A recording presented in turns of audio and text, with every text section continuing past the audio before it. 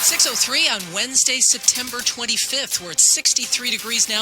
Look for scattered rain throughout the day, highs in the mid-70s.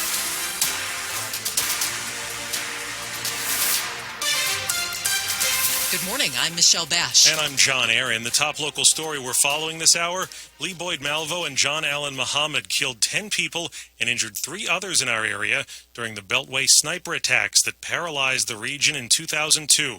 Today, lawyers for Malvo will argue in Montgomery County that his 6 Maryland murder convictions should be vacated. It's a story you're hearing only from WTOP's Neil Augenstein. His lawyers say when Lee Boyd Malvo signed a plea agreement to admit to 6 first-degree murders, it was with only one condition, that he be allowed to argue for a lesser sentence than the one he eventually got, life with no possibility of parole.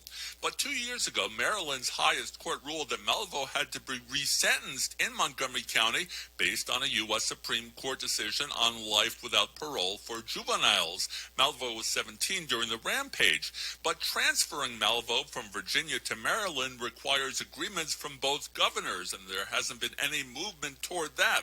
Malvo's lawyers say if Maryland can't arrange to bring him to Montgomery County for an in-person resentencing, he wants to withdraw his plea.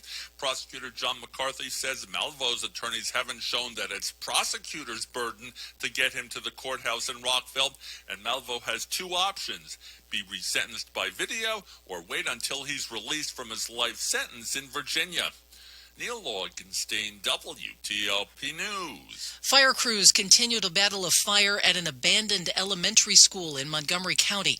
Officials say the fire started around 9 last night at Joanne Lelek Elementary in Silver Spring on Beacon Road. Pete Peringer with the County Fire and Rescue Department tells 7 News the fire is now mostly under control.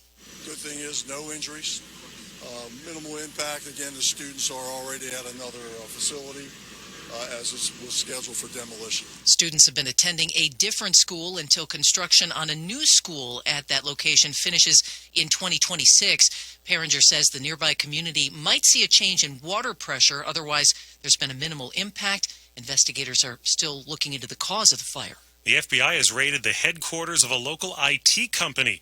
Reston-based Carahsoft is a software government contractor that employs about 2,000 people. The Bureau isn't offering a lot of details on what was behind the raid. Federal News Network executive editor Jason Miller has more. Are they looking for information about some sort of criminal or civil action? Now, I was told that there were 2 for criminal, 1 for civil. Exactly what it is, we're not sure. We did hear from Carahsoft, who told us that they were cooperating and they expect to have business as usual to continue along. Multiple sources confirmed to FNN that law enforcement agencies closed down the building yesterday, removing computers and boxes of documents. A Carahsoft spokeswoman confirmed this was not related to an ongoing False Claims Act investigation, but would not say what the law enforcement activity was related to. Musicians with the National Symphony Orchestra have voted to authorize a strike, and that could impact a busy opening week for the NSO. Orchestra members are pushing for better wages, arguing that they're making less than their peers in New York, Boston, and other areas.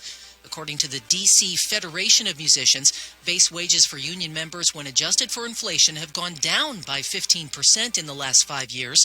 There are 3 scheduled concerts, starting with Sarah Bareilles tomorrow at the Kennedy Center, and a season-opening gala show as well.